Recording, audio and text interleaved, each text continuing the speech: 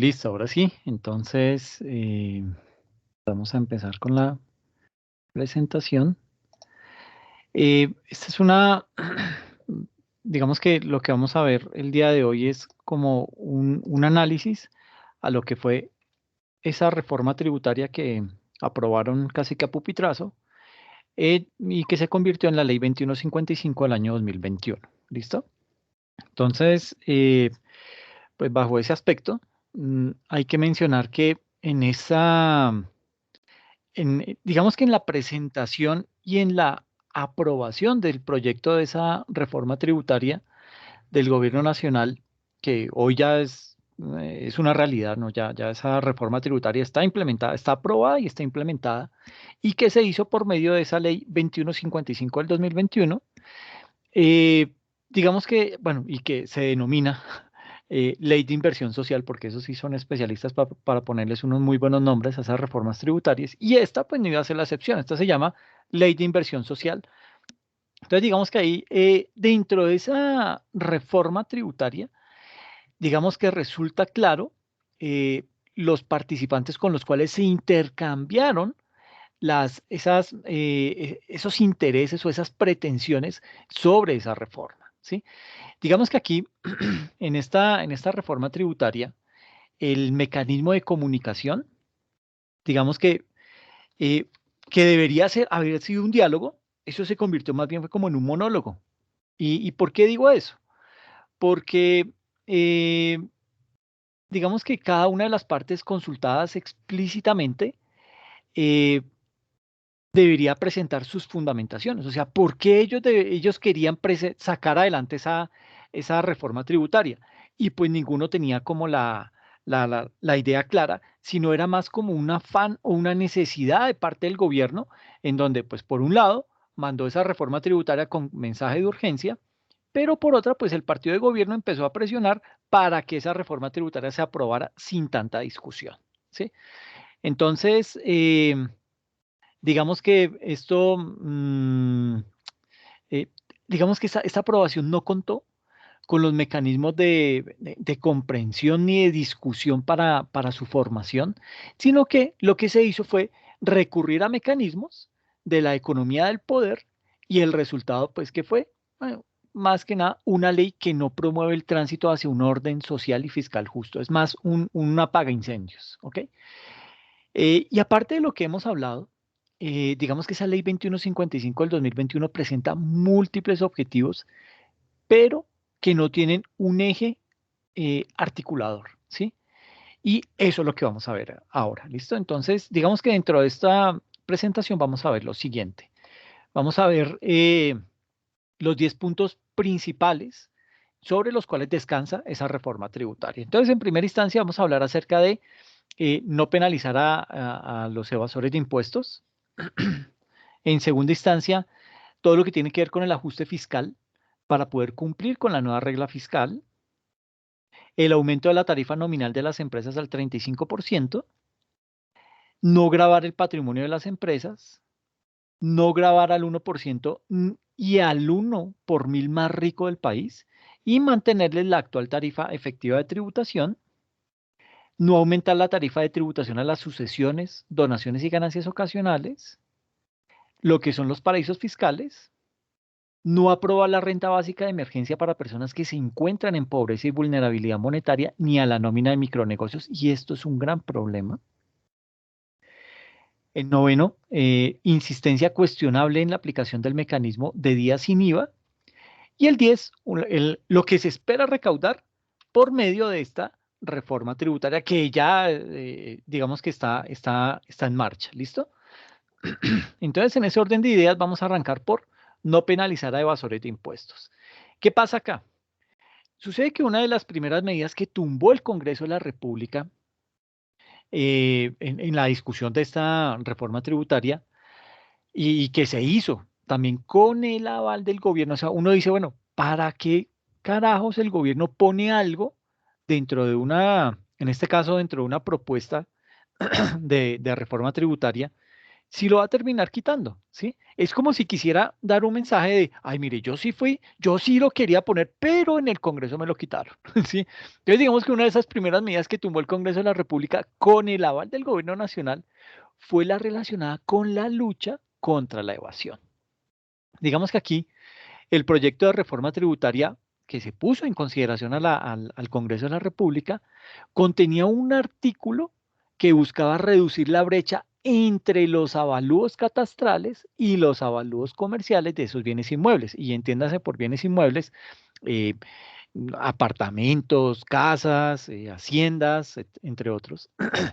Y ese artículo se eliminó con el argumento que afectaba que la reactivación económica. Entonces, no, no, no, ¿qué nos vamos a poner ahorita a, a tratar de equiparar lo que es el avalúo comercial con el avalúo catastral? Más bien dejemos eso quietico y lo discutimos después, ¿ok?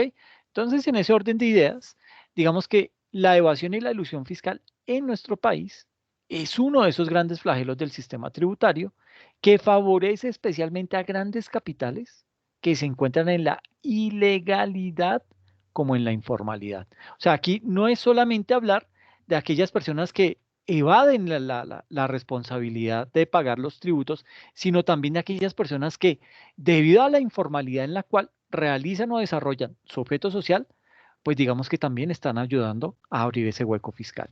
Entonces, digamos que en ese orden de ideas, en nuestro país, encubrir bienes e ingresos al Estado es un buen negocio. ¿Y por qué digo que es un buen negocio? Porque tarde o temprano el gobierno, y aquí digamos que el gobierno, en alianza con el Poder Legislativo, ¿qué hacen? Pues producen una norma de rebaja de penas, una norma de rebaja de intereses e incluso de tarifas para quienes lo han defraudado. ¿Ok? Entonces, digamos que se manda el mensaje equivocado, ¿sí? Digamos que aquí en esta ley 2155, en su artículo 2, ahí básicamente lo que se hizo fue, se creó el impuesto complementario de normalización tributaria, que pues de este vamos a hablar más adelante, pero en este punto vamos a esbozarlo. Y es que ese impuesto complementario de normalización tributaria fue creado precisamente para darle otra oportunidad más a aquellos, a los más ricos del país que tienen activos fuera de Colombia y no los han declarado. ¿Ok? Entonces, ¿qué hizo? Dijo, mire, yo no les voy a cobrar impuestos, no les voy a cobrar sanción, no los vamos a penalizar. Y en cambio de eso, pues les vamos a cobrar una tarifa del 17% para todos esos contribuyentes que dispongan de activos omitidos o que si no son activos o omitidos, son pasivos que declararon como pasivos, pero que en la vida real no existen. ¿Ok? Entonces, de esa forma se le hacen goles al Estado colombiano. Pero pues digamos que el gobierno nacional, toda reforma tributaria ha venido con ese tipo de artículos debajo del brazo, ¿sí? Entonces, ay, sí, mira, ahora sí, esta es la última vez que le vamos a decir a los más ricos que si tienen activos fuera del país los declaren, porque ya después va a ser más difícil y que en la siguiente reforma tributaria vuelven y ahora sí, esto es en serio y nunca lo sacan, ¿ok? Entonces, ahora lo que hicieron fue colocar una tarifa del 17%. Pero el artículo 49 también que está inmerso en esta ley 2155 señala que los deudores de multas por infracciones a las normas de tránsito tendrán derecho a unas condiciones especiales de pago. O sea, estamos siendo alcahuetas, ¿sí? Y el artículo 51, ¿qué hace? Pues otorga un beneficio de la omisión de auditoría a los declarantes por parte de la DIAN a quienes en su liquidación privada el impuesto sobre la renta y complementarios incrementen su impuesto neto de renta en por lo menos un porcentaje mínimo del 25%. Entonces, digamos que esa tripleta de normas que van ahí inmersas dentro de esta reforma tributaria están mandando un mensaje equivocado. Y el mensaje equivocado es, eh, digamos que tomarle el pelo al país paga. ¿Y paga por qué? Porque le reducen sanción, porque le reducen intereses, porque le dan más plazo, por todo ese tipo de cosas, ¿ok? Entonces, todo esto son tintes que están mandando un mensaje equivocado a la sociedad, porque uno lo que dice, eso en algún momento sacan algún programa para que uno vaya y pague, porque como necesitan plata, pues ellos tienen que mirar a ver qué se inventan para que uno pueda ir a pagar, ¿sí? Entonces, bajo esa perspectiva, esa situación, ese mensaje que se le está mandando a esos evasores de impuestos, ¿sí? Es un mensaje totalmente errado. Y es errado precisamente por eso, porque los hemos, como gobierno nacional, los han acostumbrado a que en algún momento algo se inventan y sacan ese tipo de beneficios para que las personas se pongan al día. ¿Ok? Em, Frente al tema de las deudas que digamos que tienen contribuyentes para con la DIAN, pero que han sido por tema de la situación tan difícil que se vivió en el 2020 y parte del 2021, pues digamos que ese ya tiene otra connotación diferente, ¿no? ¿Por qué digo que es diferente? Porque básicamente digamos que el origen de ese retraso o de esa deuda no pagada por parte de esos contribuyentes, pues obedeció, fue a una situación totalmente particular, que fue la pandemia, y pues digamos que en este tipo de casos, eso sí, pues digamos que yo ahí le veo la, digamos que la característica de colaboración. ¿Por qué? Porque es una situación, vuelvo y digo, anómala por un lado, y segundo, que golpeó fuertemente la economía y el bolsillo de los colombianos. Entonces, desde ese punto de vista, eso sí se entiende como una situación puntual y específica que se está dando para que esas personas se puedan poner al día o vayan y hagan algún tipo de acuerdo de pago para con la DIAN. Pero que estén dentro de ese componente de eh, tema de situación económica, o sea, afectación económica por parte o debido al tema de la pandemia. Eh, pero no tiene presentación reducirle, eh, digamos que lo que tiene que pagar la persona por tema de multas de tránsito, por tema de que no ha declarado activos que tiene fuera del país o pasivos que infló cuando no debía hacerlo. Ese tipo de cosas debería tener otra connotación. ¿Por qué? Porque bajo esta figura estamos promoviendo a que ese tipo de situaciones se sigan dando. Y ese es el mensaje equivocado. ¿Listo? Entonces, eso con lo que tiene que ver con no penalizar a evasores de impuestos. ¿Ok? Viene un segundo punto que habla acerca de lo que es ajuste fiscal para cumplir con la nueva regla fiscal. ¿Y qué es la regla fiscal? Pues básicamente la regla fiscal no es más que el compromiso que el gobierno tiene, eh, digamos ese compromiso que el gobierno debe honrar. ¿Para qué? Para poder reducir en el mediano plazo la diferencia entre los ingresos de la nación y sus gastos. ¿Ok?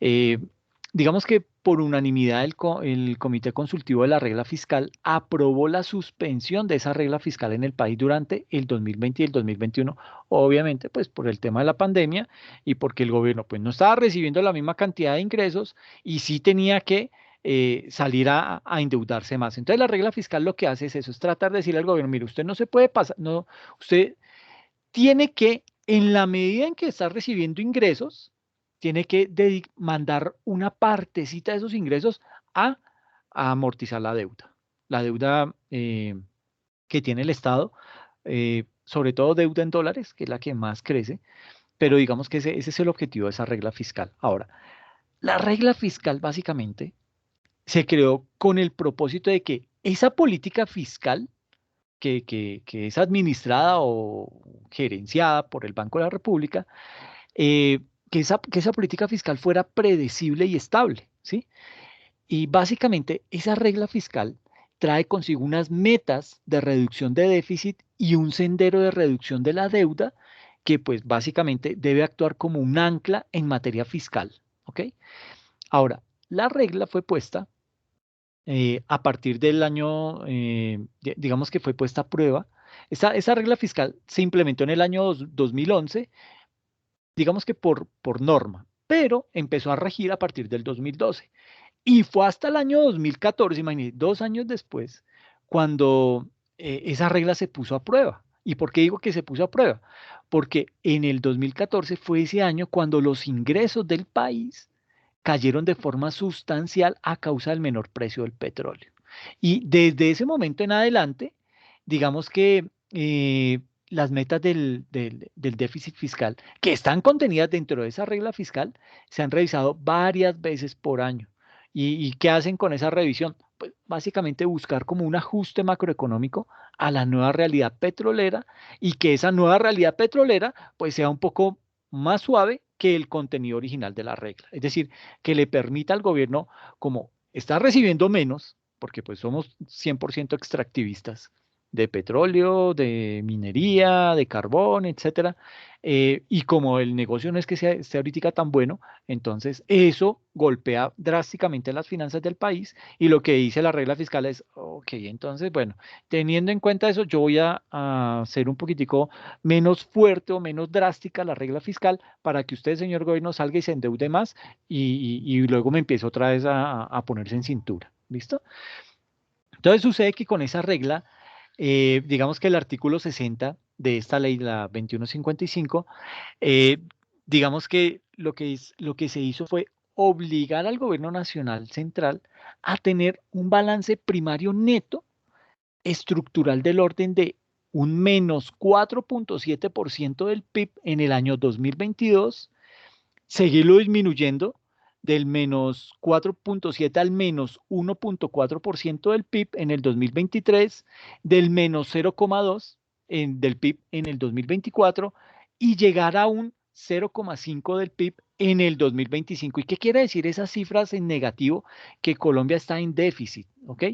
O sea, estamos en déficit en vamos a recibir el 2022 con un déficit del menos 4,7% del PIB. Bueno, el déficit está más grande. Con la regla fiscal lo que se busca es que ese déficit llegue por lo menos a un menos 4,7% para el 2022. Para el 2023 que llegue, o sea, que se siga reduciendo a un menos 1,4% del PIB. Y así sucesivamente hasta llegar al 2025 a tener, digamos que un balance primario neto de un 0,5% de, de estabilidad. ¿Ok? Entonces, pues digamos que esas metas son buenas, pero aquí es importante recordar que el resultado fiscal estructural del gobierno nacional central corresponde básicamente al diferencial que se observa entre los ingresos y los gastos estructurales al cierre de un año fiscal, ¿sí? Entonces, esos ingresos estructurales se determinan descontando del ingreso total del gobierno nacional central la porción explicada por los ciclos económicos y energéticos. Entonces, aquí digamos que ahí los presupuestos del gobierno siempre se ven, digamos que tocados o afectados por lo que significa el sector energético. Básicamente el petróleo, el carbón, pues ese tipo de extracciones y economía de la cual dependemos, pues digamos que siempre se ve, eh, eh, digamos que eso, cuando el sector del petróleo y el sector del carbón estornudan, a Colombia le da una neumonía impresionante, ¿sí? Entonces, para poder enmarcar lo que esto significa, digamos que el comportamiento histórico puede resultar relevante, ¿sí? ¿Por qué? Porque el déficit primario, que es el ingreso total menos el total de gastos, y aquí digamos que esto es sin contabilizar el pago de intereses, entonces ese déficit primario promedio en el periodo del 2010 al 2019 fue del orden de los 2,5 billones de pesos, ¿sí? Y la brecha entre los ingresos tributarios menos el total de gastos, sin contabilizar de nuevo el pago de intereses por esas deudas que tenemos, para el mismo periodo del 2010 al 2019 fue de 18 billones en promedio. ¿Ok? Entonces, digamos que aquí ya tenemos un déficit primario de 2,5 billones y la brecha entre los ingresos tributarios menos el total de gastos es de 18 billones en promedio por ese periodo, 2010 al 2019. Y en los próximos 10 años, ese marco fiscal de mediano plazo 2021 espera pasar de este nivel de déficit primario a un superávit del orden de los 14 billones de pesos por año para que el nivel de deuda alcance el ancla del 57% del PIB. ¿Qué quiere decir eso? Que básicamente Lo que queremos es, hoy en día estamos en un déficit más o menos anual, y hablando solamente, comparando este periodo 2010 al 2019, eh, el déficit es de 2.5 billones de pesos, ¿sí? Pero con esta, digamos que a partir de esta reforma tributaria y lo que vaya a imponer el nuevo gobierno que llegue, es básicamente tratar de, digamos que ese déficit primario, convertirlo en un superávit y pasar de 2.5 billones de pesos de déficit a 14 billones de pesos de superávit. ¿Ok? Eso es lo que se busca para la próxima década, del 2021 al 2030. ¿Listo? Falta ver, pues, cuál es la fórmula mágica con la que va a llegar el nuevo gobierno para poder determinar si se va a cumplir esta medida o no. ¿Listo?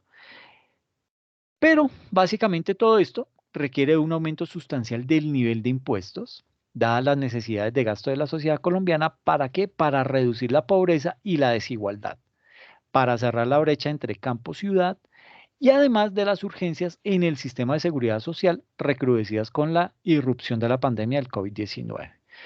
Entonces, pues uno dice, ay, bueno, sí, qué chévere, porque es que, ay, cómo necesitábamos esa reforma tributaria para que por fin empecemos a mirar cómo atacamos la pobreza y la desigualdad. Pero nos empiezan a salir casos de corrupción en donde usted vuelve y se desinfla y como que vuelve y dice, miércoles, pero estos manes no aprenden. Eh, ¿cuándo es que vamos a empezar a ver castigos para esos corruptos? Que se les vaya hondo, que uno los pueda ver, pues, pucha, que uno diga, sí, en efecto, ahora sí hay justicia y entonces ahora yo sí voy a pagar completamente mis impuestos. ¿Por qué? Porque es que sé que no se los pueden robar. Y si alguien se atreve a robárselo, le va a ir súper mal, ¿sí? Entonces, básicamente, digamos que dado que esta restricción se le impone desde ya a la nueva administración, porque esto le va a caer es al nuevo gobierno que va a llegar ahorita en el 2022. O sea, ya dejaron esto enmarcado en esa ley 2155 como una obligación que tiene que desarrollar que estos gobiernos tienen de aquí en adelante. Entonces, al próximo gobierno ya le dijeron, bueno, usted tiene que encargarse de este chicharrón porque las finanzas están totalmente descuadradísimas. Y aparte de eso, pues todo lo que tienen que robar, porque ellos, como ya están acabando, tienen que también hacer sus desfalcos, pues eso también lo meten ahí dentro de eso para que el próximo gobierno sea el que llegue a ajustar esas cuentas. Y falta ver quién llegue. ¿Ok? Entonces, digamos que frente a ese panorama, pues hay que empezar a debatir una propuesta de un proceso de reforma tributaria, pero un proceso de reforma tributaria estructural. O sea, ¿y qué quiero decir con estructural? Una reforma tributaria que esté en la capacidad de cumplir con los principios del Estado Social de Derecho y que aparte, pues que sea gradual. ¿Para qué? Para no afectar de una manera drástica o de una manera abrupta a las empresas y a las personas naturales, pero debidamente pues especificadas cada una de sus etapas consecutivas desde un comienzo para que de esa manera se pueda garantizar la seguridad jurídica y de esta manera pues también digamos que impedir en la medida de lo posible la interferencia de poderosos intereses que tengan de pronto la capacidad o el poder de desvirtuar la esencia de la reforma. Y ustedes saben que aquí frente a un tema de reforma tributaria, pues esas reformas tributarias por lo general son consensuadas con los más poderosos, es decir, los gremios empresariales, el sector financiero, para ver si a ellos les conviene o no les conviene y lo que no les conviene levantan la manita y eso no me sirve, quítelo o ajústelo porque es que a mí no me conviene eso.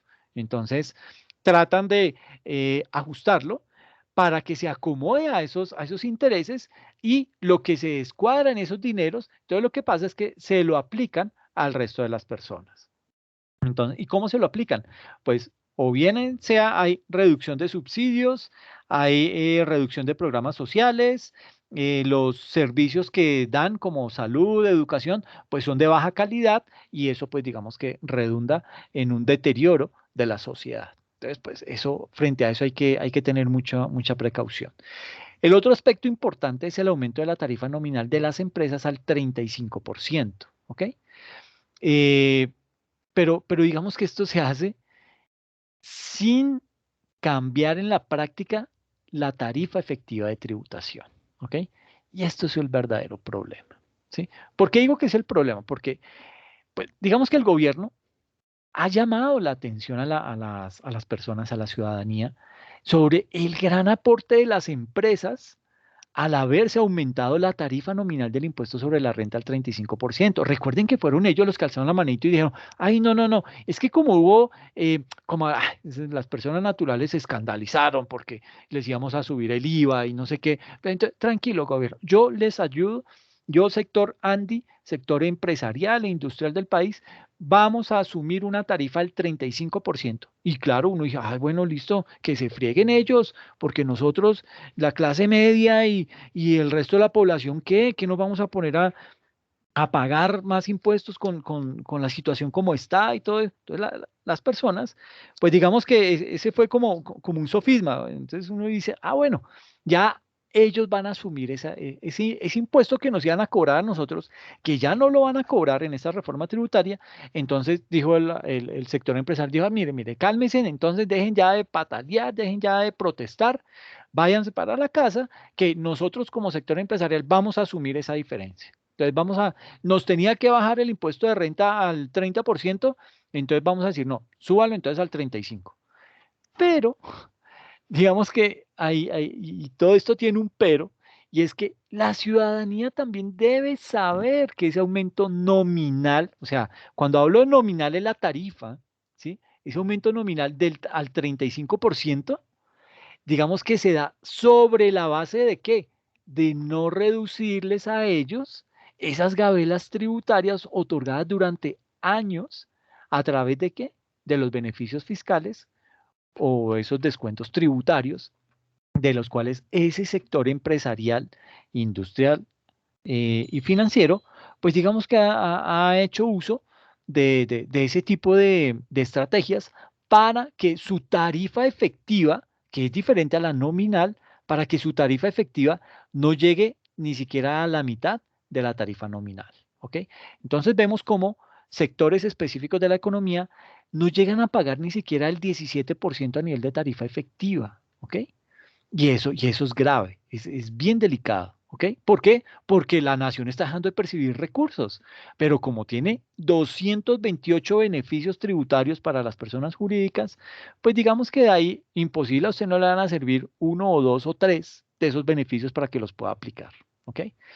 Ahora, esto, digamos que esos beneficios no los aplican o digamos que por desconocimiento el sector de las MIPIMES no los usa o no hacen uso de esos beneficios porque o bien sea o no aplican o de pronto no tienen, digamos que la capacidad o el músculo financiero para contratar a un consultor tributario para que les haga ese análisis y les diga, mire, usted puede aplicar a este beneficio, a este otro y a este otro. Entonces usted en su próxima declaración de renta, usted no va a pagar esos 50 millones, sino que ahora va a pagar apenas 21 millones. Entonces dice, uy, pucha, ¿cómo así?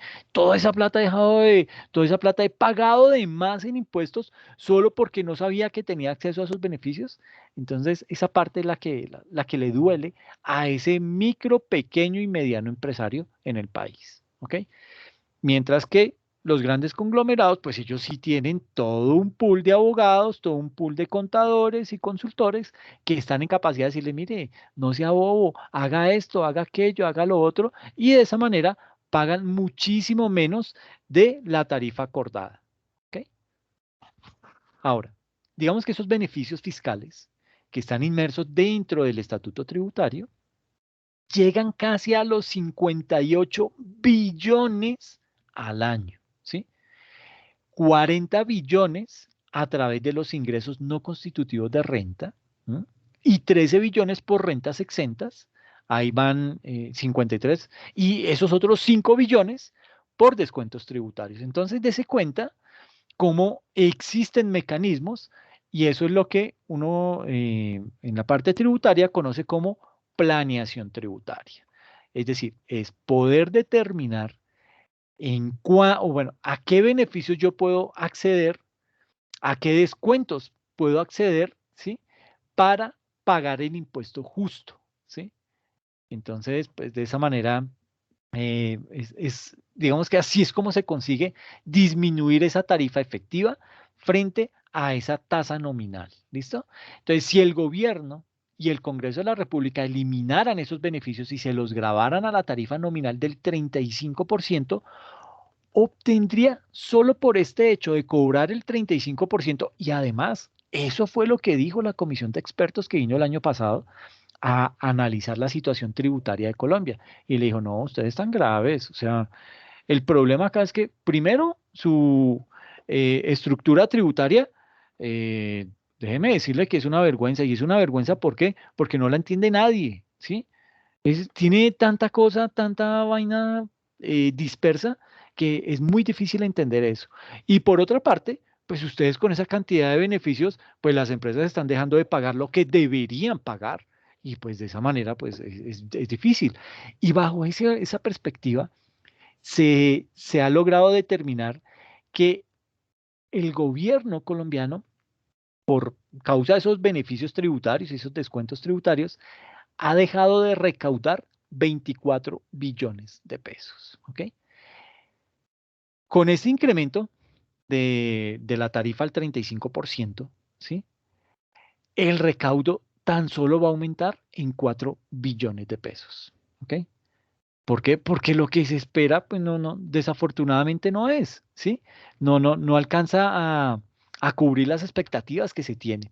Y en ese orden de ideas, resulta claro el propósito de los grandes conglomerados. Y es que, sí, claro, aumenteme la tarifa, tranquilo, gobierno, que yo estoy con usted, con usted para las que sea, pero eso sí no me va a quitar los beneficios tributarios porque yo con eso ya hice planeación tributaria y eso me tiene que ser, usted suba la tarifa, que si quiere súbala al 40, a mí no tengo problema con eso, pero no me vaya a quitar los beneficios tributarios, ¿ok? Entonces, pues de esa manera, a esos grandes conglomerados no les duele el aumento de la tarifa, pero que no le reduzcan ni le eliminen esos beneficios tributarios. ¿Por qué? Porque de esa manera las tarifas efectivas no resultan alteradas en la práctica. Entonces, por ejemplo, aquí vemos como un mini mercado tiene una tarifa, si bien es cierto la tarifa efectiva del impuesto de renta es del 35%, pues digamos que estos son mercados, son sectores que están inmersos dentro del régimen simple tributario. Entonces, pues a ellos no les cubre esa tarifa al 35%, pero sí les cubre una tarifa más o menos del 7,2%, una tienda de comercio de vestidos más o menos de un 6%, una empresa de consultoría del 9,2% y un restaurante del 7,8%. Entonces, esto es digamos que la manera en la cual se están viendo beneficiados este tipo de sectores de la economía. ¿Pero por qué? Porque decidieron formalizarse gracias al régimen simple de tributación y ahora están pagando unos impuestos, que es menor que la tarifa, sí, total, pero ese es el beneficio, ¿sí? De alguna manera hay que tratar de formalizar eso, a ese tipo de sectores. Entonces, de esa manera, miren lo que ellos están pagando en tasa efectiva, ¿ok? La tarifa nominal es del 35%, pero lo que realmente ellos están pagando son estos porcentajes, ¿ok? Pero, mire, las personas jurídicas por sector, y esto en el 2019, vuelvo y digo, aquí no tiene sentido analizar el 2020 porque el 2020 fue el año más atípico en la humanidad. Entonces, pues no, digamos que es como un año perdido que no se tiene en cuenta para estadísticas. Pero si partiéramos del año 2019, diríamos que el, para el sector de la administración pública y defensa, eh, la tarifa efectiva en el 2019 fue del 0,45% y con esta tarifa efectiva, con esta tarifa nominal del 35% según esta reforma tributaria, a ellos se les va a subir al 0,49%. Su tarifa eh, efectiva frente a la tarifa nominal. Imagínense, no llega ni al medio por ciento de un 35% que deberían pagar. Actividades financieras, inmobiliarias, estaban pagando su tarifa efectiva en el 2019 fue del 1,46%. Con esta tarifa nominal del 35% alcanza a llegar su tarifa efectiva al 1,57%. Es decir, las actividades financieras y las inmobiliarias deberían pagar una tarifa del 35%, pero gracias a todos los beneficios tributarios apenas están pagando un 1,57% sobre sus ingresos, sobre sus utilidades. ¿Ok? Entonces, nótese ahí el gran sesgo. Y ni siquiera, mire, es que ni siquiera alcanzan a llegar a lo que por régimen simple están pagando los que se acaban de formalizar. ¿Mm? Actividades profesionales. Tenían una tarifa efectiva del 2,74% en el 2019. Con esta tarifa nominal del 35% se le sube a 2,96%. Entonces, en ese orden de ideas, mire, el promedio entre todos los sectores, en el 2019 la tarifa efectiva logró llegar al 2,3% y con esta tarifa del 35%, esa tarifa efectiva logra llegar apenas al 2,20%. Entonces, son situaciones bien delicadas, son situaciones que el gobierno no ha querido entender de ninguna manera, que el hecho de tener una bolsa tan grande de beneficios y de descuentos tributarios está afectando de pies a cabeza la, la, eh, los ingresos del país, ¿ok? Porque hay una gran cantidad de beneficios que solamente de esos beneficios se están aprovechando o le están sacando el total provecho, son los grandes conglomerados económicos. Entonces, digamos que el consenso es sobre la base que se les mantenga esos 228 beneficios tributarios que están en el estatuto tributario. Entonces, por eso para ellos es fácil decir, ay, sí, sí, tranquila, ay, ya no lloren más, que flojos ahí. Cuidado, les toca a uno el IVA porque entonces salen a destruir todo el país. No, entonces, mire, señor gobierno, tranquilo, súbame al 35%. No se preocupe, súbalo. Pero no me quite los beneficios tributarios. ¿Por qué no dicen entonces, listo, súbame al 35% y quite los beneficios tributarios para que uno pueda ahí sí decir, pues digo uno, o sea, ustedes como estudiantes y los que conocemos algo del sector tributario, uno puede decir, ah, ahora sí se están dando la pela que se merecen. Pero la sensación con la que queda la gente del común es, ay, el sector empresarial sacó adelante este país. ¿Por qué? Porque ellos evitaron que a nosotros como personas naturales nos subieran el IVA y ellos asumieron esa carga tan lindos. Sí, es que ellos son los mejores. Pero no, el inconveniente radica es en esos beneficios tributarios, ¿ok? El cuarto ítem se denomina no gravar el patrimonio de las empresas. Sucede que uno de los instrumentos utilizados en los momentos de crisis o en los momentos de emergencia económica ha sido básicamente el impuesto temporal al patrimonio de las empresas y a las personas. Y eso ha funcionado, ¿sí? Digamos que en el marco de lo consensuado con las empresas, se acordó no gravarles el patrimonio a las personas jurídicas. Entonces, otro beneficio más. Ahora bien, digamos que dadas las bajas tarifas efectivas de tributación a la renta, históricamente en el caso de las personas jurídicas, ¿sí? ¿Y por qué digo que históricamente? Porque es que si aquí miramos esta gráfica, la barrita azul hace referencia a la tarifa efectiva de tributación del año 2000. Este naranja hace referencia a la tarifa efectiva de tributación del 2010 y el gris hace referencia a la tarifa efectiva de tributación del 2019. Entonces, nótese cómo en las actividades financieras la tarifa efectiva escasamente llegaba al 1,5% en la década del 2000 al 2009. Del 2010 al 2019 rozó más o menos el 2%.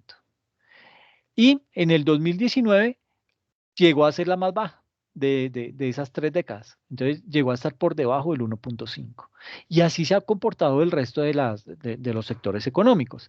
El agropecuario uno dirá, no, pero sí hay que tirarle suave al agro porque es que ellos son de los más golpeados y estoy totalmente de acuerdo. Pero, ¿cómo se explica uno que, por ejemplo, en temas de minería, mire lo que ellos estaban, la tarifa efectiva de tributación que tenían para el año 2000 superaba el 7%? ¿Mm? El 7%, imagínense. Para la década del 2010 al 2019, bajó más o menos como al 6,5 y para el 2019 logró bajar todavía como al 4,6%. Entonces, son situaciones que no tienen referencia, que digamos que si algo le hace daño al medio ambiente es este sector de la minería, ¿sí? Y una forma de reducir ese impacto al medioambiental es aprovechando beneficios tributarios que están inmersos dentro del estatuto tributario para que ellos implementen unas mejores prácticas en el desarrollo de su actividad y no lo están haciendo. Pero a pesar que no lo están haciendo, su tarifa efectiva sigue disminuyendo. ¿Ok? Sector de la manufactura sigue ahí bordeando el 1.5. Informática y comunicaciones está en el 2. Electricidad, gas y agua se disparó al 4.8. ¿M? Construcción subió ahí un poco al 2.5 y el resto se encuentran por debajo del 2%, incluyendo actividades financieras, que son las que son el sector más próspero en la economía del país. Entonces, pues bajo este panorama es muy difícil tratar de sacar como verdaderos héroes al sector empresarial. ¿Por qué? Porque no se están dando la pela que se deberían dar, ¿sí? En este punto, digamos que es necesario considerar un impuesto al patrimonio a las empresas, ¿sí? De manera, así sea de manera temporal, ¿sí? Pero que paguen por el patrimonio que ellos tienen. Y sucede que se hicieron unas simulaciones con unos valores patrimoniales de las 10.000 empresas más grandes en Colombia, y esa simulación fue publicada por la Superintendencia de Sociedades, y a esa simulación que le hicieron, le aplicaron las tarifas definidas ay, se me olvidó el decreto, ay, se me fue el decreto 4826 del año 2010. Entonces, digamos que esa simulación, la Superintendencia de Sociedades cogió a esas 10.000 empresas más grandes y les aplicó eh, esas tarifas que están inmersas en ese decreto. ¿Para qué? Para poder liquidar el impuesto al patrimonio. Y si eso se hiciera, el país podría obtener un recaudo de 20 billones de pesos en 4 años, es decir, 5 billones por año. ¿Ok? Pues no es una cifra mala. ¿M? Y digamos que eso compensa esto que están pagando por renta las entidades financieras con este impuesto al patrimonio. ¿M? Entonces, sería algo justo, ¿no? O, o quítele todos los beneficios tributarios y que paguen en la tarifa neta del 35% a ver si no les duele, a ver qué prefieren, ¿sí? Ahora, hay que tener presente que el impuesto, este impuesto al patrimonio, se estipuló para ser pagado en 8 cuotas en 4 años. Y las tarifas van entre el 1% para patrimonios entre 1.000 y 2.000 millones y del 4.8 para los mayores patrimonios, los patrimonios que superan los 5.000 millones de pesos. Entonces, digamos que la relación entre el impuesto a pagar respecto a los ingresos brutos sería del 2% en promedio. Entonces, pues esto es verdaderamente benéfico para el gobierno y para sus finanzas, ¿sí? Pero ustedes saben que aquí pues el gobierno es temeroso, el gobierno no toca al sector empresarial porque, ay no, pobrecitos, es que ellos son los que mueven el empleo y si yo los toco, entonces lo primero que hacen ellos es echar gente y pues se me sube otra vez la tasa de desempleo y yo no quiero eso, entonces más bien los voy a dejar quieticos y les voy a subir al 35%, pero les mantengo todos los beneficios que ellos ya tienen. ¿Listo? Pero bueno. El otro aspecto importante, el quinto, de esta reforma, la 2155, es no gravar al 1% y al 1 por 1000 más rico del país y mantenerle la actual tarifa efectiva de tributación. ¿Qué quiere decir esto? Digamos que en el marco de ese censo logrado, de ese consenso al que llegó el gobierno nacional con los sectores empresariales y los más ricos del país, pues digamos que se favoreció a cerca de 40.000 personas y esas 40.000 personas pertenecen al 1% más rico del país y pertenecen al 1 por 1000 de las personas contribuyentes más ricas del país. ¿Y por qué digo que se favoreció? Porque se aprobó no gravar ni sus patrimonios y por otro lado, más bien sí, a mantenerle los beneficios fiscales actuales. ¿Y eso qué pasa? Eso lleva a protegerles las actuales tarifas efectivas de tributación que oscilan entre el 2 y el 5% de sus ingresos brutos, ¿ok? Y pues eso no es tan chévere. Entonces, aquí, por ejemplo, vemos eh, lo que realmente están pagando las personas más ricas, las personas naturales más ricas y bueno, este es básicamente de las personas naturales, ¿ok? Entonces, la tasa efectiva de tributación de las personas naturales. ¿Y cómo se calcula esto? Se calcula, digamos que esa tasa efectiva de tributación se calcula tomando el recaudo del impuesto sobre el ingreso bruto, ¿ok? Entonces, si usted tenía que pagar 1 millón de pesos de impuesto, ¿y cuánto tuvo de ingresos? Ah, tuvo 10 millones. Entonces, la tarifa efectiva resulta de dividir 1 millón entre 10 millones y eso le da el 10%. ¿Ok? Entonces, eso es a lo que hago referencia con esa tarifa efectiva de tributación. Entonces, en ese orden de ideas, mire que las personas naturales están pagando máximo aquí un 3%. ¿M? Y entre más digamos que entre más va avanzando, menos es lo que empiezan a pagar. Miren que están pagando menos del 0,5%, ¿sí? Hasta personas que tienen este tipo de ingresos. Y luego ya empieza un poco más a subirse esa tarifa, pero igual no pasa de llegar a su pico máximo, que es del 5,7%, ¿ok? Para luego volver a caer. ¿Listo? Entonces, es en este punto en donde uno dice, miércoles, las cosas no están bien cargadas para la sociedad colombiana, ¿sí? Digamos que este tratamiento no se compadece con los altos niveles de concentración del ingreso y de la riqueza que tenemos hoy en día en nuestro país. Digamos que el ingreso medio declarado por el 1% y por el 1 por 1000 de las personas más ricas del país fue superior entre 300 y 1300 veces respectivamente, ¿sí? Y al de una persona natural que se encuentra en la menor escala de ingresos, pues digamos que ellos se vieron más golpeados, ¿sí? Ahora, digamos que en cuanto a la riqueza, el 1% y el 1 por 1000 de las personas naturales más ricas en Colombia tienen un patrimonio promedio entre 700 y 3700 veces superior respectivamente al de una persona natural que pertenece al conglomerado de menor riqueza, ¿sí? Entonces, digamos que una forma de medir esa desigualdad que hay en el país es a través del coeficiente Gini.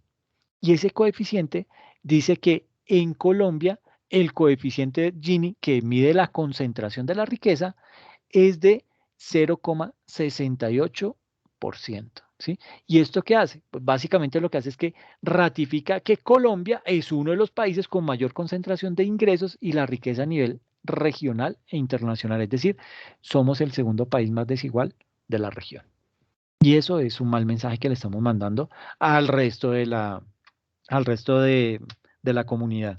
¿Por qué? Porque entre los países, digamos que en la región el país más desigual es Bolivia y luego le sigue Colombia.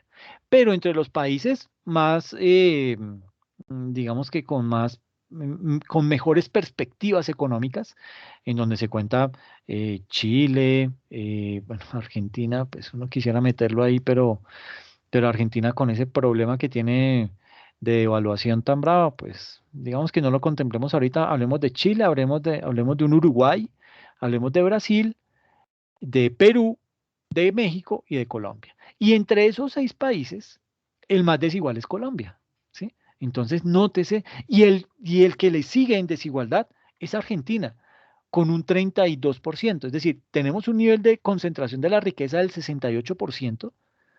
¿M? Y en Argentina es apenas del 32%. Entonces, imagínense el grado de desigualdad que tenemos acá en Colombia. Ahora, otro aspecto importante es no aumentar la tarifa de tributación a las sucesiones. ¿Qué es una sucesión? Cuando una persona muere y deja esa herencia. ¿Listo? Entonces, no aumentar la tarifa de tributación a las sucesiones, a las donaciones y a las ganancias ocasionales. Entonces, digamos que en varios países la tarifa impositiva a las sucesiones y donaciones es progresiva. ¿M? En el caso de Ecuador, la tarifa mínima es del 5% y la máxima es del 35%. En España, El impuesto sobre sucesiones y donaciones grava los incrementos patrimoniales obtenidos gratuitamente con tarifas progresivas que van desde el 7,65 hasta el 34%. Este es un impuesto directo que contribuye a redistribuir la riqueza. ¿Y por qué se dice que contribuye a redistribuir la riqueza? Imagínense que en Colombia, frente a ese tipo de situaciones de las sucesiones, de las donaciones y de las ganancias ocasionales, se mantuvo la tarifa plana del 10% a las ganancias ocasionales, ¿sí?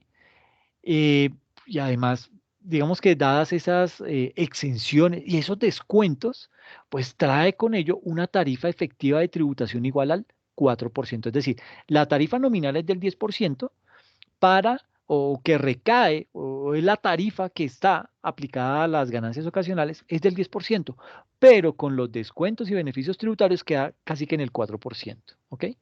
Eso para las empresas.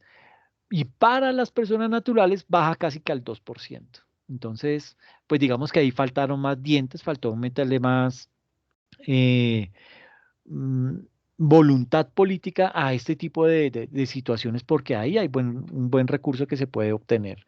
Y entre las actividades económicas en las que los ingresos por ganancias ocasionales representan más del 100% de los ingresos brutos, se encuentran la de reaseguros y las actividades de las casas de cambio, ¿no?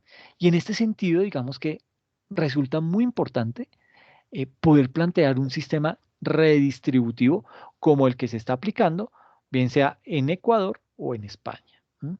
En donde aplican estas tarifas progresivas, arrancando con un 5% hasta llegar a un 35%, sin beneficios tributarios, sino que la tarifa, y dependiendo montos, va subiendo al 6, al 7, al 10, al 15, hasta llegar al 35%. Y lo mismo hace España. Arranca con un 7,65 hasta llegar a un 34%. Pero es importante y esta parte resulta ser coyuntural para toda la temática a nivel impositiva del país.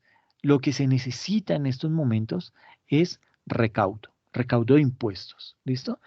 Pero el gobierno está dejando de pasar este tipo de cosas. ¿Por qué? Porque, pues básicamente, se debe mucho a, digamos que al sector empresarial, se debe muchísimo al sector financiero y se debe mucho a las personas más ricas en el país.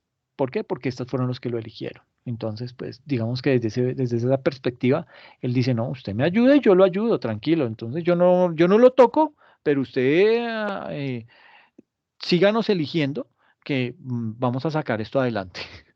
Y ese vamos a sacar esto adelante, quién sabe cómo será. Pero digamos que la temática no está nada fácil. Lo que se espera para las próximas elecciones es algo muy complicado. Es tan complicado que he escuchado comentarios de personas que votaron por Fajardo, que dicen, claro, no la embarramos. Es que no hay que votar por Fajardo, hay que votar por el que mejor posicionado esté, ¿sí?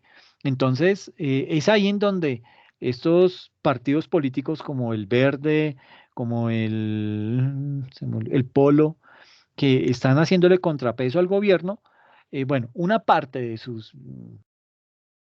¿cómo se dice?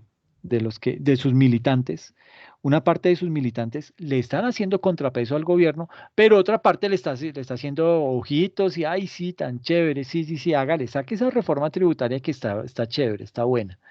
Y uno lo que empieza a mirar es que el panorama político se empieza otra vez a oscurecer. ¿Y por qué se empieza a oscurecer? Porque, si bien es cierto, la derecha está caída, está por el piso, también hay que decir que estos otros partidos no logran ponerse de acuerdo. Y va a pasar lo mismo. Entonces, van a irse separados cuando en realidad deberían saber que el que pierda tiene que, de buenas o de mala manera, unirse con el otro candidato. ¿Para qué? Para poder cambiar este país. De lo contrario, no se va a poder hacer más nada. Y pues es bien delicado esa temática. Pero otro aspecto del que se habla en esa reforma tributaria es el que tiene que ver con los paraísos fiscales. Los paraísos fiscales, digamos que aquí, este es un mapa que fue tomado de la Oxfam, ¿m? en donde, bueno, y del diario El Mundo de España, en donde se identifican los paraísos fiscales que tiene, y valga la redundancia, identificado tanto España como la Unión Europea. Entonces, la lista española es la del puntico rojo y la lista de la Unión Europea es el puntico azul. Entonces, dentro de eso, en el Caribe Norte, España tiene identificado como paraíso fiscal a las Bermudas, Bahamas, Islas Turcas y Caicos y Jamaica. Y la Comunidad Económica Europea apenas tiene identificado como paraíso fiscal a las Bermudas. Y uno dice, bueno, pero ¿y por qué no se ponen de acuerdo? Es que la definición de paraíso fiscal no es uniforme, no es única para todos. Pues parece que cada quien, dependiendo de las relaciones que tenga, nombra a uno a un país específico eh, un paraíso fiscal o no lo nombra, ¿ok? Entonces, pues digamos que desde ese punto de vista, pues eso se vuelve mucho más complejo combatir ese flagelo. Pero bueno. Esto en el Caribe Norte. En el Caribe Sur tienen identificado Anguila, Antigua y Barbuda, Antillas Neerlandesas, Aruba, Barbados, Dominica, Islas Vírgenes Británicas, Islas Vírgenes de Estados Unidos, Islas Caimán, Granada, Montserrat, San Vicente y las Granadinas, San Cristóbal y Nieve, Santa Lucía y Trinidad y Tobago. Mejor dicho, todo ese poco de islas que están ahí en el Caribe, a excepción de Cuba, son paraísos fiscales. Entonces, pues es bien complicado, ¿sí? Y es bien complicado porque, pues, al haber tanto paraíso fiscal, pues es bien complejo tratar de identificar qué personas de las más ricas de los países se están llevando los recursos y los están escondiendo en esos paraísos fiscales. Entonces, pues de esa manera es de lo más difícil de perseguir, ¿ok? Mm, Aquí faltan otros paraísos fiscales. Delaware en Estados Unidos es un paraíso fiscal. Así el director de la DIAN diga que no es un paraíso fiscal. La Florida está en algunas listas de paraísos fiscales, ¿sí? Carolina del Sur también está por ahí metida. Entonces, imagínense, dentro de Estados Unidos hay estados que sirven como paraísos fiscales, ¿ok? Em, a nivel de Centroamérica se tiene identificado a Panamá y Belice, pues Panamá lo tiene en lista roja, España, y la Unión Europea no lo reconoce, pero reconoce a Belice. Entonces uno dirá, bueno, pues pónganse de acuerdo que alguno nombra a los dos, o no sé, pero las Islas Malvinas, por ser británicas, pues ahí digamos que también esto se ha vuelto un paraíso fiscal. Eh, en África, este es el peor caso de paraíso fiscal, Liberia. Liberia, no sé si ustedes conocen, Liberia, eh, bueno, ¿por qué se llama Liberia?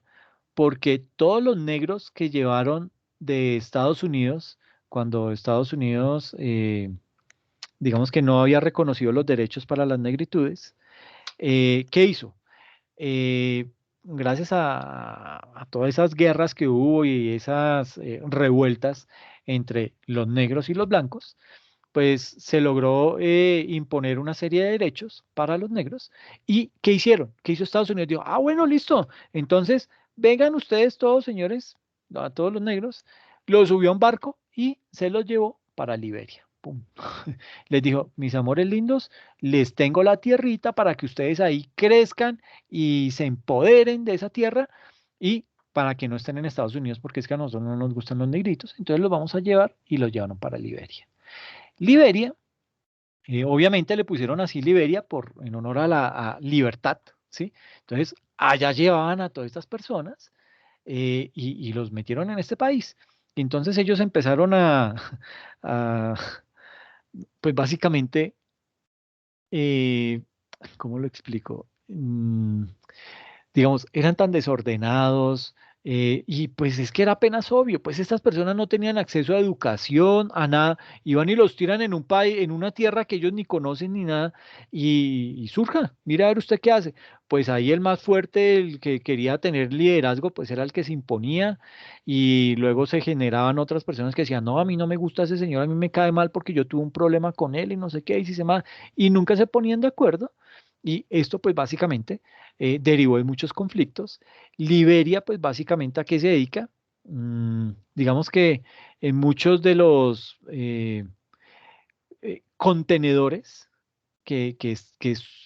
digamos que circulan los grandes océanos, a nivel mundial, muchos de esos contenedores dicen Liberia.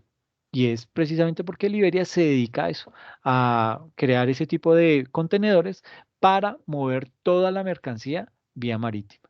Y eso pues le ha generado muchos recursos, pero como hay tanta corrupción, entonces eso nunca ha podido prosperar. Yo digo que este es el único paraíso fiscal que es pobre. Y suena feo y todo, pero es así. Es el único paraíso fiscal que en realidad es pobre. ¿Por qué? Porque su dinero se lo roban. La corrupción se lo roba. Entonces, usted hace negocios no con con una junta organizada o con la presidencia, no, nada, usted habla ya con el que más tiene poder y con ese es que hace negocios. Y usted verá si le sale bien o mal, ¿sí? Pero esa es la historia de Liberia. Entonces, a nivel de África, ese es el único paraíso fiscal que hay, Liberia. ¿M? En toda la parte de Europa, pues hay declarados paraísos fiscales. Andorra, este Andorra es un país chiquitico, chiquitico, chiquitico, ahí ubicado en los Pirineos, ahí en las montañas que dividen España del resto de Europa. Eh, y eso es frío, eso es terrible, pero se volvieron un país, ¿sí? Y allá es a donde muchos de los youtubers europeos están escondiendo su dinero. Bueno, no solamente youtubers, ahí está también Shakira con plática que le descubrieron ahí en Andorra, pero es un paraíso fiscal. Tenemos a Chipre, Gibraltar. Gibraltar, esto es este. Aquí queda Andorra, este puntico. Gibraltar es este. Gibraltar es un terreno que todavía está en disputa. Y está en disputa entre España y y el Reino Unido. No han podido definir quién es el que se va a quedar con eso, pero pues ahí está. Entonces también es considerado un paraíso fiscal. Islas de Guernsey, islas de Jersey, islas de Man, Malta, Mónaco, Liechtenstein, Luxemburgo y San Marino son considerados los paraísos fiscales en, en Europa. ¿M? En Oriente, pues está Líbano y Jordania. Por allá está también Bahrein, Emiratos Árabes Unidos, Omán, ¿m? Las Islas Maldivas, Singapur. Singapur, digamos que ese ha sido uno de los productos insignia de Singapur, ser paraíso fiscal, y eso es lo que lo ha potenciado como uno de los países más ricos, ¿sí?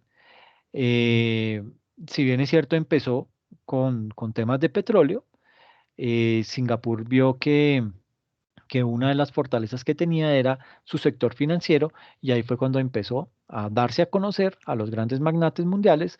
¿Para qué? Para que fueran y escondieran allá su dinero. ¿Qué más? Brunei.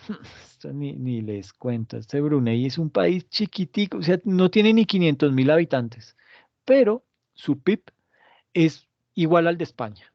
Entonces, imagínese toda esa plata para para solo 500.000 personas. Y usted dirá, no, pues esa gente, o sea, esos 500.000 deben ser los 500.000 más ricos, las 500.000 personas más ricas del mundo. Y yo le diría, no, no se haga esas ilusiones. ¿Por qué? Porque Brunei es una monarquía absoluta. Es decir, hay un sultán y ese es el que ejerce como primer ministro, ejerce como ministro de finanzas y ejerce como ministro de defensa.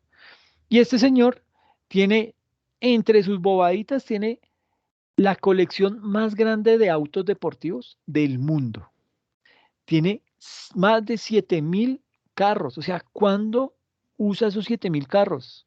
¿Mm? Y todo eso, y vieran el parqueadero que tiene. 7.000 de los vehículos más hermosos que existen en el mundo. Es el máximo cliente de Mercedes-Benz y de Ferrari. Eh, Tiene su limusina. Es una limusina que vale, la sola limusina vale 14 millones de dólares. Es una limusina Rolls Royce que está bañada en oro. Entonces se podrán dar cuenta de lo extravagante que es. En fin, eso por ese lado. Por este lado, hacia arriba, hacia el lado de China, tenemos a Macao. Macao es como, ¿qué les digo? Como Las Vegas, pero asiático. ¿Ok? Entonces, esto es chino. Macao es una colonia china, pero tiene, es así, es igual, es irse a Las Vegas, pero con edificios más altos y más luminosos. Eso es Macao, ¿ok? está también Hong Kong, ¿m? Están las Islas Marianas, y en el Pacífico encontramos las Islas Cook, las Islas Fiji, Nauru, Niue, Islas Marshall, Islas Salomón y Vanuatu. Estos son todos los paraísos fiscales que existen. Pues de acuerdo a esa lista, porque vuelvo y digo, aquí falta Delaware, falta Carolina del Sur, falta la Florida, pero dependiendo del que está haciendo la lista, los mete y si no los se hace loco y no los contempla, ¿ok? Pero es difícil todavía tratar de tener una lista única de paraísos fiscales, ¿ok?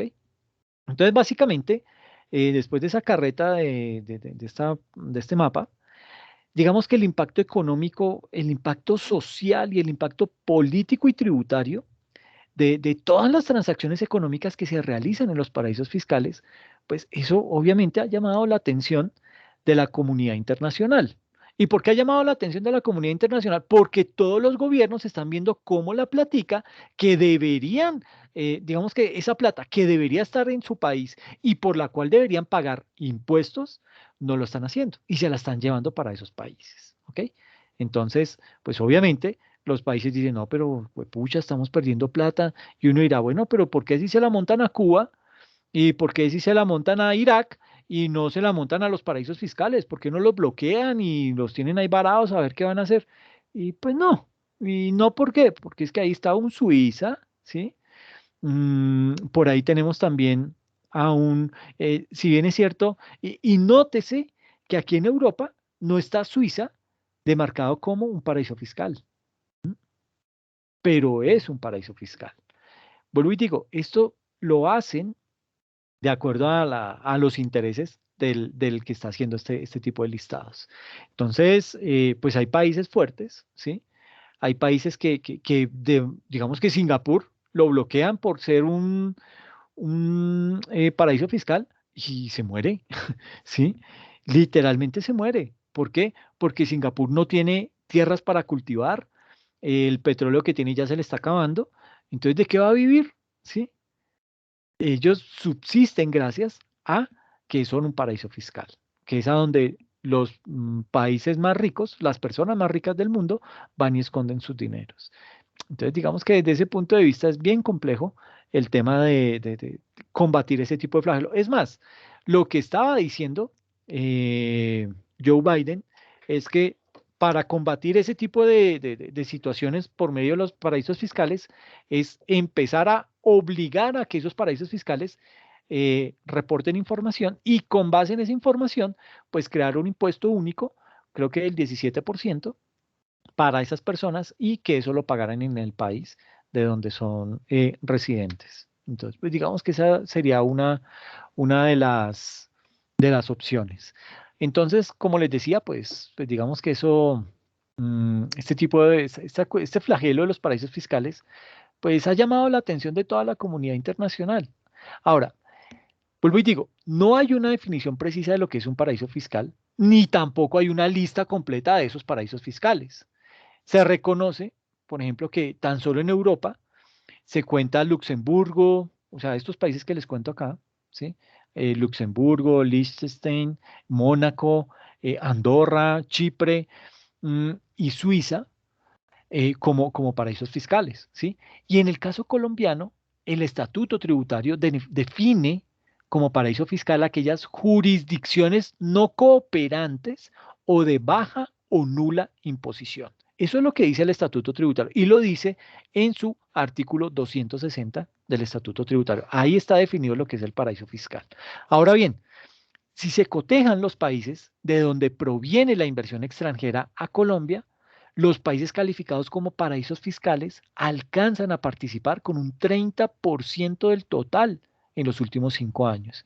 Y ese porcentaje, digamos que va aumentando sustancialmente si se consideran algunos estados de los Estados Unidos, como eh, es Delaware.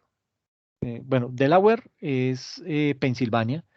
De allá desde donde fue elegido Biden. Biden vive en Pensilvania, específicamente en Delaware, y pues yo no creo que él vaya a salir, ay, sí, yo vivo en un paraíso fiscal, pero Delaware está considerado un paraíso fiscal. Nevada, Florida es otro que está considerado como paraíso fiscal. Dakota del Sur está considerado como paraíso fiscal en Estados Unidos y Wyoming. ¿Ok? Entonces, imagínense, dentro de Estados Unidos hay 4 que están considerados paraísos fiscales.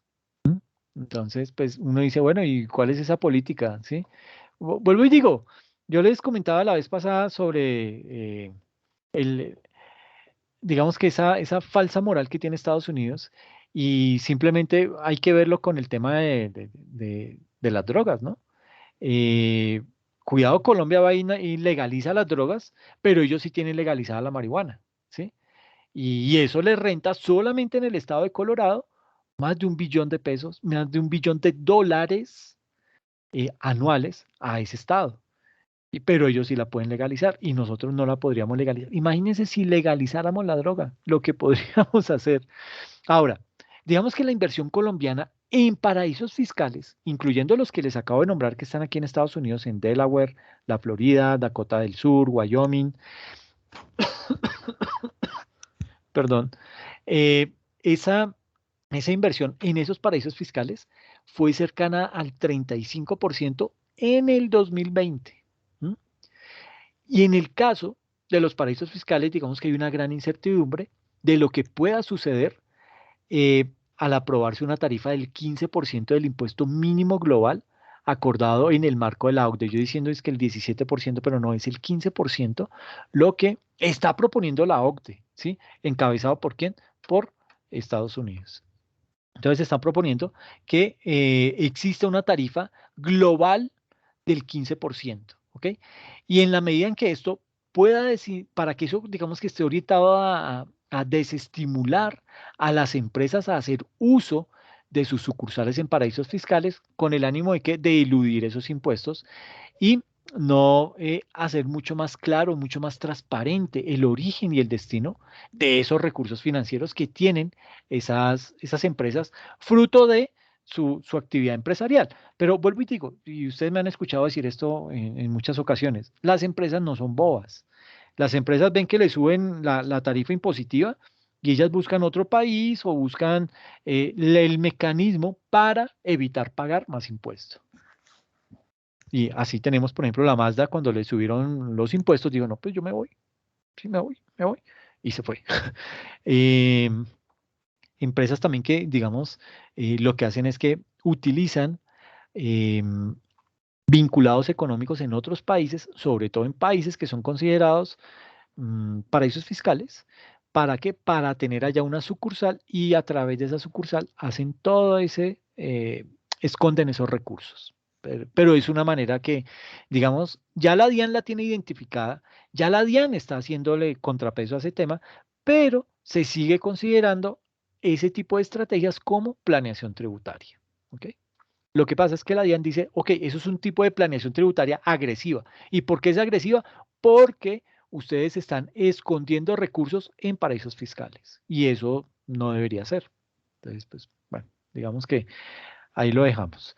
Luego viene el octavo punto de esa reforma tributaria que ya está en funcionamiento, se denomina, ¿esto de dónde me sale? Eh, no aprobar la renta básica de emergencia para personas que se encuentran en pobreza, me lleva, ¿y ahora qué hice? Sagrado rostro, ¿sí ven? Como que le dio clic, profe. Sí, arepa. Pero como ustedes están todas calladas, yo dije, no, estoy aquí solo hablando y como no las veo si están o no, entonces estamos peor. Estamos muy concentradas, profe, concentradas. Sí, tremenda rullada que les estoy pegando porque entonces este punto, eh, y esto es de lo más delicado, digamos que este debería ser el núcleo de esa reforma tributaria. Porque se llama así, Ley de Inversión Social. ¿M? Pero no aprobaron la renta básica de emergencia para personas que se encuentran en pobreza y vulnerabilidad monetaria, ni la nómina de micronegocios. O sea, crearon auxilios para las grandes empresas y las pymes, pero nada para las micro. Y ahí hay un gran problema, ¿sí? ¿Por qué hay un gran problema? Porque la pobreza monetaria en Colombia aumentó. ¿M? Desafortunadamente tuvo ese incremento. Entonces vemos acá cómo, digamos, la línea de pobreza monetaria en el 2019, digamos que se medía en 327.674 pesos y para el 2020 se mide sobre los 331.688 pesos. Pero digamos que esa línea de pobreza se está midiendo en términos de incidencia. Creció la pobreza del 35,7 que estaba en el 2019 al 42,5 en el 2020. Es decir, aumentó 6,8 puntos porcentuales, ¿sí? Y la incidencia de la pobreza monetaria extrema pasó de 9,6 a 15,1%, ¿ok?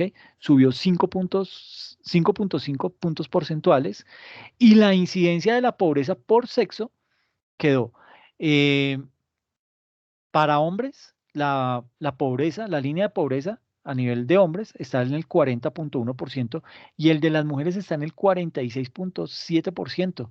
Y pobreza extrema a nivel de hombres 13,5 y el de mujeres 17,8. O sea, hasta aquí hay desigualdad en eso. O sea, eh, digamos que, ¿cómo es que le llaman a ese tema? Ay, se me olvidó. Em, bueno, ahorita me acordaré. Em, sí, esa diferencia entre hombres y mujeres, hasta en pobreza, seguimos castigando más fuerte a las mujeres. Entonces, imagínense los problemas tan graves que tenemos en nuestro país. Personas en condición de pobreza, en el 2019 habían 17,4 millones, en el 2020 subió a 21 millones 22 mil personas. ¿Ah? Es decir, 3,6 millones de personas ingresaron a condición de pobreza. ¿Todo qué? Gracias a la pandemia. Personas en condición de pobreza extrema, 2019 habían 4,68, en el 2020 subió a 7,47%, es decir, 2,7 millones de personas ingresaron a condición de pobreza extrema. ¿Mm? Entonces, las cifras son totalmente escandalosas, ¿sí? Por el lado que usted lo quiera ver, el tema es bien crítico y pues no, digamos que no debería ser de esa manera, ¿sí? Eh, Pobreza, digamos que en Sucre, el 51,4%, digamos, más de la mitad de la población en Sucre son pobres. En el Atlántico, 40,2%, en Magdalena, el 60%. ¿Ah? La Guajira, el 66%, Bolívar, el 52%, Cesar, 58%. ¿Ah? Córdoba, 59,4%. Y todo esto es que la costa norte. Y en la costa norte, gracias a estos niveles de pobreza, es en donde los char logran poner y quitar a los gobernadores, a los alcaldes e incluso al presidente que quieran. ¿Ok? ¿Por qué? Porque se aprovechan de estos niveles de pobreza y para ellos es un muy buen negocio que la pobreza crezca. ¿Por qué? Porque es más fácil comprar los votos a los pobres que a personas con estudio, que a personas que tienen un trabajo, que de alguna manera se sostienen solas, pues a esas personas no son tan fáciles de convencer para que vendan el voto. A un pobre, el pobre está esperando la época de elecciones para poder mirar cuál es el mejor postor al que le puede vender el voto. ¿Ok? Esa es la triste realidad. Y mire los índices como están en la costa atlántica. En Antioquia el 34%, bueno, Chocó es el mayor. Bueno, el mayor es La Guajira. Le sigue Chocó con 64,6. Luego Caldas con un 30,7. Risaralda un 35. Quindío un 38. Cauca 55. ¿Mm? Nariño un 50. Valle del Cauca 34. Huila 55. Tolima 45. Caquetá 43. Bogotá 40. Cundinamarca 27. Meta 40. Boyacá 40 y Santander 38,8 y norte de Santander 56. Entonces, este es el panorama de la pobreza en el país. Y uno siempre se pregunta, bueno, ¿y por qué los llanos orientales y la Amazonía no cuentan? ¿Por qué no los meten por qué no hacen cálculos ahí? Pero miren, quién sabe si es que no les conviene. Putumayo, Amazonas, Bichada, Baupés, Casanare, Arauca, no los contemplan dentro de esta, pareciera que no fuera Colombia, y pues ni hablar de San Andrés, ¿no? Entonces, eh, así nomás, a vuelo de pájaro se da uno cuenta del estigmatismo que existe en nuestro país. Pero bueno, digamos que eso en cifras, la pobreza monetaria aumentó en 3.555.000 eh, personas, ¿sí? En el 2020, al pasar de que de 17.470.000 pobres que habían en el 2019 a 21.022.000 pobres que se contabilizaron en el 2020. De esa manera, digamos que el 45.2% de las personas en Colombia se encuentra en pobreza. Es decir, sacando el promedio de todos estos porcentajes, el 42% de la población en Colombia es pobre, ¿sí? Eh, Perdón, dije el 42, es el 45.2% de la población en Colombia es pobre. O sea, casi la mitad de la población es pobre, ¿ok? Cada una de esas personas, de esos 22 millones, de esos 21 millones, 22.000 personas, cada una de esas personas tiene que vivir con menos de 11.000 pesos al día. Y los que se encuentran en miseria viven o les toca vivir con menos de 5.000 pesos diarios. ¿Ok? De igual manera, digamos que el DANE clasifica como vulnerables en términos monetarios a las personas que viven con menos de 22.000 pesos al día, pero con más de 11.000 pesos. ¿Sí? Bueno, digamos que con 22.000 pesos a personas que pueden ser pobres, que pueden caer en pobreza, y a personas que pueden caer en miseria, aquellas que vivan con 11.000 pesos diarios. ¿Ok? Entonces, el número de personas que viven en la vulnerabilidad monetaria fue de 15 millones de personas en el 2020. De esta manera, en Colombia, en todo el territorio nacional, el 73% de los habitantes o son pobres o son vulnerables en términos monetarios. El 73%. Imagínense esa cifra, es escandalosa. Casi tres cuartas partes de la población. ¿Ah? Y estos valores son superiores en el sector rural, ¿sí? Eh, digamos que en el sector rural el 91% de los habitantes de los sectores rurales son pobres en relación con los de las cabeceras municipales, en donde ese porcentaje ya baja del 91 al 67, al 68%. ¿Listo? En esa encuesta de calidad de vida que hizo el DANE, se le preguntó a los hogares si recibieron recursos del programa de Familias en Acción, ¿sí? El cual tiene por objeto atender a personas y hogares en pobreza o en vulnerabilidad. Y el resultado fue que ese programa tan solo llega al 8% de las personas. ¿Ok? Y estos bajos niveles de cobertura se corroboran. ¿Por qué?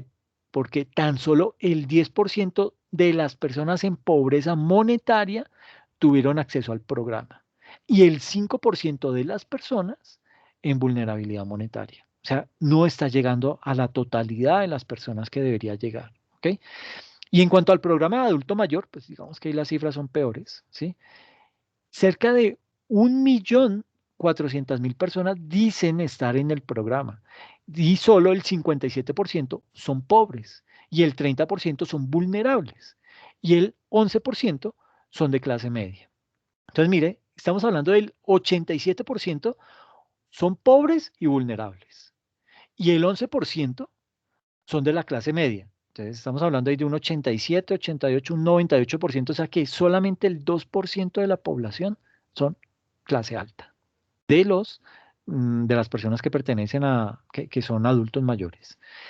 Y como anomalía de esto, pues digamos que hay cerca de 8.500 personas de la clase alta que se encuentran inscritos en el programa de adulto mayor. Imagínense los descarados. Eso es corrupción. ¿Ok? Ahora, también dentro de esa encuesta, se les consultó por las ayudas monetarias, por la pandemia del coronavirus, o sea, lo que se conocía como ingreso solidario o pago adicional como beneficiarios de familias de acción, adulto mayor, jóvenes en acción, etcétera, etcétera. Y en eso se encontró que esos aportes que hacía el Estado le llegaron aproximadamente a 3 millones de personas, ¿sí? Y de esos 3 millones de personas que recibieron esos beneficios, el 52% eran pobres el 30% eran vulnerables y el 12% de clase media. Y unas 15.000 personas de clase alta recibieron esta ayuda. ¿Por qué la recibieron?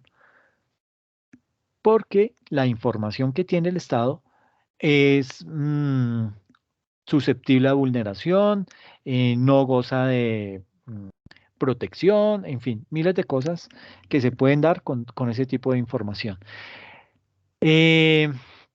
Digamos que todo el dinero que fue entregado a los hogares para que pudieran hacerle frente a la pandemia del COVID-19, según la encuesta de calidad de vida, cerca de 16.500.000 personas recibieron por lo menos una ayuda, entre ellas pues familias en acción y adulto mayor, etcétera. De la población que se encuentra en pobreza monetaria, el 46% recibió por lo menos una ayuda y el 34% de quienes clasifican como vulnerables también recibieron una ayuda. ¿Ok? Entonces, digamos que teniendo en cuenta el alto número de personas que se encuentran en esa vulnerabilidad o en pobreza, hay que resaltar que cerca del 30% de ese total de personas no han recibido ningún tipo de ayuda. ¿M? Y eso, pues básicamente, pues digamos que ese es un grueso de la población que es pobre o que está en calidad de vulnerable. ¿Listo? Eh, Profe, dime. que esa ayuda se perdió con que esa que entregaban a las cédulas de las personas fallecidas. ¿Se Sí, acuerda? Se dio cuenta que salió, se destapó ese, sí. entre tantos escándalos, cantidad de personas fallecidas y que recibieron beneficios. Sí, es terrible. Eso acá, ni hablemos de eso porque es que ya le da uno mal genio. Pero sí, Ese ya fue. es increíble que a personas fallecidas todavía estén en esas bases de datos y, bueno, no sé, pero es complejo el tema. Este tipo de situaciones generan más desánimo, ¿no? Pero bueno, digamos que con todo este tipo de información, con todas esas cifras, pues digamos que se espera poder dar cuenta de los verdaderos problemas que tiene Colombia, esos problemas estructurales que aún pesan sobre nuestros ciudadanos y que también se ven reflejados en el estatuto tributario, ¿sí? Eh, ¿Por qué digo que se ven reflejados en el estatuto tributario? Porque muchas de esas ayudas deben, digamos que salen de esos recaudos que hace el gobierno vía impuestos, pero que les tiene que dar toda la trazabilidad para que esos recursos le lleguen a las personas que realmente lo necesitan y no que se desvíen en el camino. ¿Ok? Entonces, ese tipo de situaciones hay que prestarle mucha atención, hay que estar atentos a todo ese tipo de casos, porque, pues sí, cuando eso pasa, que hay que vamos a dar subsidios, entonces las personas se deben registrar en estas páginas. Uno entra pura por puro desocupe, entra a esas páginas simplemente y digita la cédula que sea y, sí, entonces registre su nombre y sus datos para empezar a enviar los giros. Y uno dice, pero ¿cómo así? O sea, ¿contra qué están cotejando esa información? ¿Sí? Supongo que eso más adelante surte un proceso de comparación, pero en principio la sensación que usted se lleva es, me va a llegar un sueldo, me va a llegar una ayuda, ¿sí? ¿Y por qué me debería llegar? Si yo no estoy inscrito, yo no pertenezco a nada de eso, ¿por qué me debería llegar? Entonces, eso es lo que genera ese tipo de, de situaciones puntuales con esas ayudas.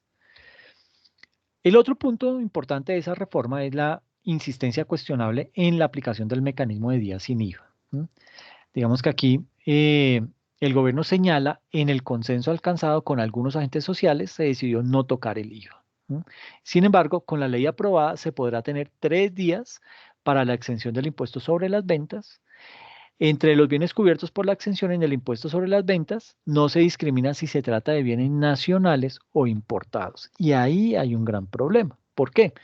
Porque la experiencia observada y todo lo que se ha visto en la reforma fallida de Carrasquilla y en la anterior reforma tributaria, eso muestra que las ventas más beneficiadas con la rebaja del IVA se concentran claramente en bienes importados como electrodomésticos, todo lo que tiene que ver con electrónica, con computadores, celulares, etcétera, etcétera, que aparte de impactar negativamente el recaudo tributario, pues no generan mayor empleo ni valor agregado a la economía nacional.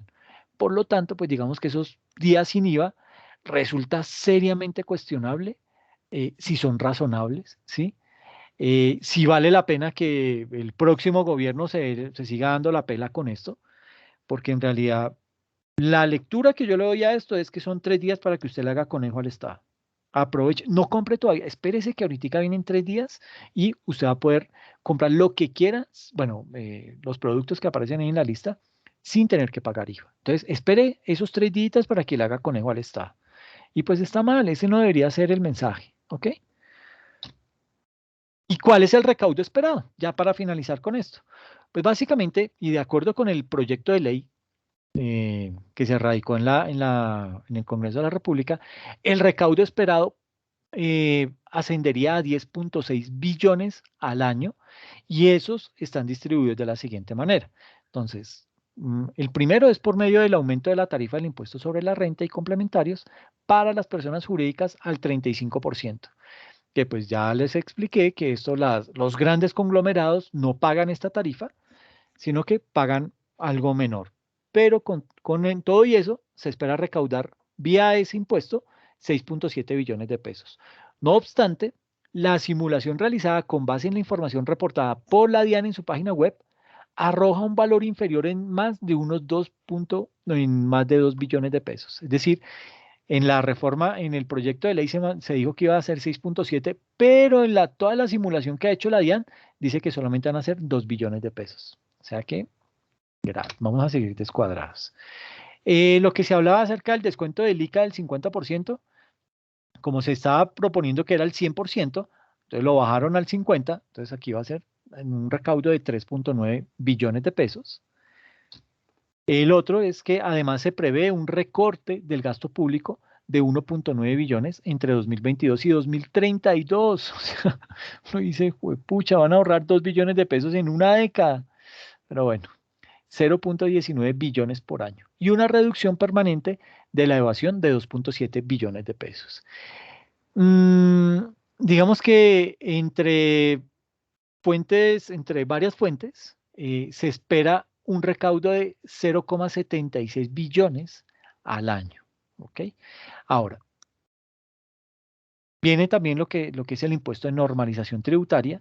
Se espera recaudar 300.000 millones en 2021 y 360.000 millones en 2022. Y gracias a la sobretasa financiera del 3%, se espera recaudar 448.000 millones al año en promedio.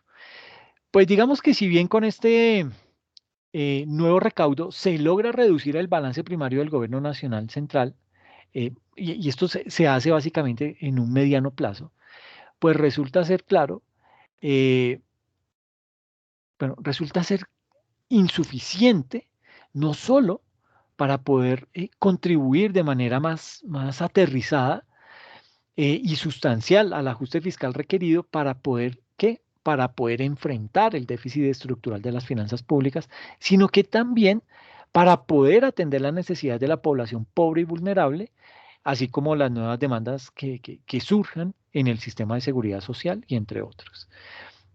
Ante este panorama, digamos que la nueva administración, el próximo gobierno que llegue, pues va a estar en la obligación de qué? De realizar otra reforma tributaria, ¿sí? Eh, digamos que ojalá fuera una reforma tributaria bien pensada, una reforma tributaria que sirva desde el comienzo y no que derive en más ajustes en una siguiente reforma y en otra reforma y en otra reforma, sino que sea algo que ya tengan perfectamente claro y definido qué es lo que realmente necesita el país para poder definir cuál va a ser su rumbo tributario y con base en eso poder tomar unas mejores decisiones. ¿Ok? Eh, digamos que ahí sirve, digamos que hay una métrica que se toma cuando un gobierno se acaba de posicionar y son los primeros 100 días. ¿Sí? En esos primeros 100 días de gobierno, si quiere hacer realidad las propuestas que le vaya a presentar a la ciudadanía, ese nuevo gobierno va a tener que llegar con una muy buena reforma tributaria para implementar en el país. ¿Por qué? porque este panorama no pinta nada bien. Imagínense nomás con el impuesto sobre la renta, que dice el gobierno que espera recaudar 6.7 billones, la DIAN dice, uy, no, 6.7 billones no, apenas 2, o sea, menos de la tercera parte. O sea, ya ahí, por esta parte, nos estamos desviando. Y si se espera recaudar 10.6 billones, más del 50% está en este impuesto. Y la DIAN nos dice, no, no, no, no haga cuentas de que va a ser más del 60%, apenas va a ser un 20%. ¿Y el resto qué? Aquí sigue el descalabro económico. Desafortunadamente, no pinta bien el tema. No, esto es un paño de agua, algo calientica que hizo el gobierno como para despedirse, pero esto no va a servir para nada. Entonces, lo único es, y lo que yo siempre les he recalcado, miren bien, escojan bien el candidato que ustedes consideren, no lo hagan a la ligera, eso no es algo de ir y votar, de darle el voto a alguien porque me pareció chusco, porque me parece que es chévere, porque es buena gente, porque me gusta su pelo largo. Nada, hay que tomar buenas decisiones. Y esas decisiones tienen que ir respaldadas con unos buenos actos y con un buen programa de gobierno que traiga ese nuevo candidato, ¿ok? Entonces, pues nada, con esto era algo que Profe, les quería. Dime. ¿y si no hay de dónde escoger? Digo, No, pues algo hay que, vuelvo y digo, hay que, o sea, ¿qué estaban diciendo los tibios? ¿Sí? Se arrepienten de no haber decime, votado a por ver. Petro Mm. porque sabían que este gobierno que está hoy eh, no iba a servir para nada. Eh, ¿Y qué pasa? Que los candidatos de derecha, está Zuluaga, está Cabal, está por ahí también Paloma, está un señor de sombrero, que no sería raro que a ese lo nombren así como nombraron a Duque, pero el tema pinta mal, y pinta mal ¿por qué? Porque este tipo de partidos tratan de seguir gobernando a las buenas o a las malas. Y a las malas es que es comprando votos, se van a acordar del escándalo que va a reventar en la registraduría por todo el tema del conteo de votos y la cantidad de fraudes que hay en eso, la cantidad de fraudes que hay a nivel del nombramiento de jurados de votación. ¿M? ¿Por qué? Porque eso se supone que lo hace un software, pero yo como No, empresario, dime, pero también se demostró que es bastante vulnerable con las anteriores elecciones, ¿no? Eso se sí, demostraron que nada que ver. sí, pero se supone que habían hecho una compra y habían hecho una inversión en unos nuevos software, pero para nada, eso se espera lo mismo. Se espera que siga habiendo corrupción desde ese punto de vista. Y vuelvo y digo, el tema de la pobreza es el mejor caldo de cultivo para estos corruptos. ¿Por qué?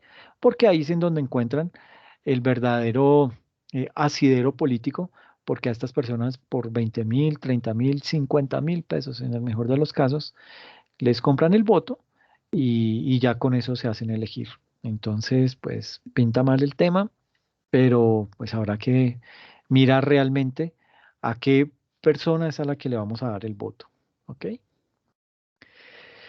Bueno, pues esto era lo que les quería comentar antes de meternos de lleno con lo que es el procedimiento tributario, porque pues vale la pena mirar qué es lo que se nos viene ahora. Digamos que en temas en temas de procedimiento tributario, esta ley no trae mucho. Bueno, no trae mucho por no decir nada. Pero igual, pues vamos a seguir desarrollando ya a partir de la próxima sesión todo nuestro curso de procedimiento tributario. ¿Listo? No sé si tienen alguna inquietud, alguna duda al respecto. Profe, para mí me quedó claro. En medida de que es Y, y, bastante, y el bastante panorama, ¿cómo lo ves? bastante complejo, bastante. Muy Sí, turbio, profesor. Sí, sí, complicado. lastimosamente. No le veo Sí, cómo mejora muy pronto. sí, toca esperar y confiar en que el próximo gobierno pues llegue con una buena reforma tributaria, porque sí, se necesita plata y se necesita ayudar a los más vulnerables. y cambiar el panorama, cambiar este país como sea. Bueno, tendría que ser un revolcón, pero bien grande, profe, para que eso pase. Sí, pero bueno, la esperanza es lo último que se pierde. Sí, así es. Hay que ser positivos, ¿no? Sí. Bueno, muchachos, los dejo. Cuídense mucho, les agradezco la asistencia. Descansen y nos vemos en 8 días, ¿ok? Cuídense mucho. Vale, Gracias, profe. profesor. Feliz noche. Gracias, cuídense mucho, que estén bien. Feliz noche, Gracias, profe. profe. Que Feliz esté noche. Chao. bien. Chao. Mucha profe. Nos vemos en la otra Chao. clase. Chao. Ah, ok, listo, Ginari.